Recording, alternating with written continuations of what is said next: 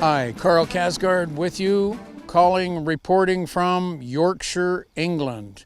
We're here to continue the adventure of Halifax 57 Rescue and our comrades in arms, the Bomber Command Museum of Canada. Right now we're visiting Tholthorpe. We're going to see the control tower, all of the buildings. We're here at the beginning of the runway. It's going to be a grand adventure of learning about our Bomber Command RCAF boys. And we're just really pleased to be here to be part of the ceremonies and the special tribute to all these young lads that fought 75 years ago. Jeff, you wanted to point out some historic items right here.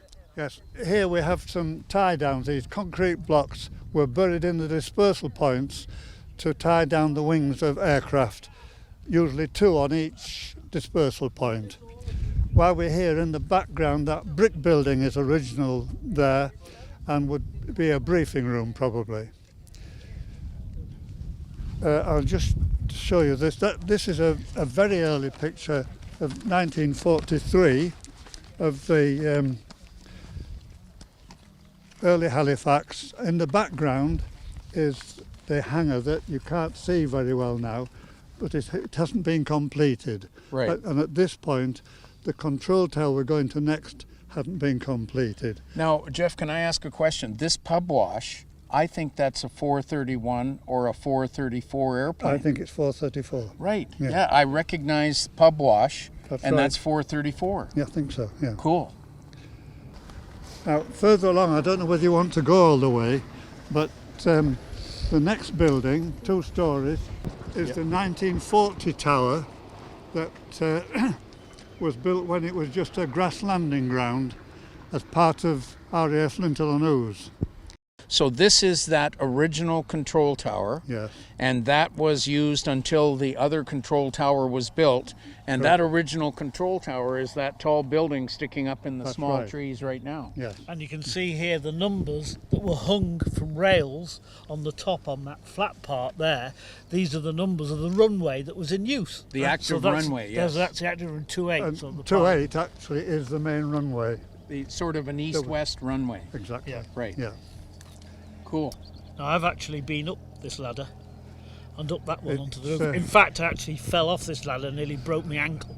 It's very dangerous, that building it's now. old and decrepit now. But after, when this new one was opened, the Canadians still used it as a briefing room, didn't they, Jeff? Oh, they did, yes. Yes. It had a So map this in has there. got a lot of Canadian connections.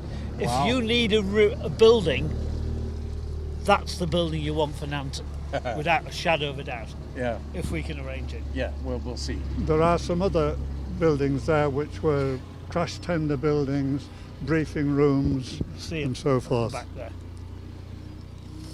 Right, we'll walk down to the Tower. control tower now. Okay. Have a look there. Okay, so this is the control tower, and then how many years did it sit derelict?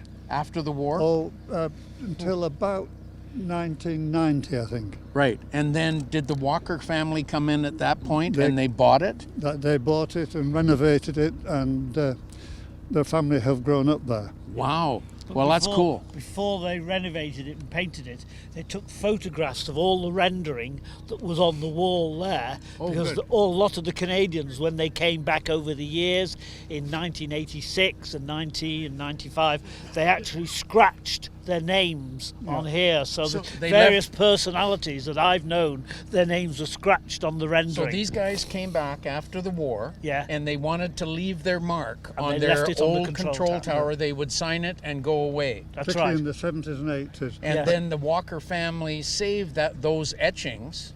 Well, so- they painted over it, but they've got photographs Yes, on the wall. of the originals. Wow, cool. And one of them is mine. And I carried a screwdriver, an old screwdriver in the back of the car. Whenever I brought veterans back, we'd be able to put their names on there.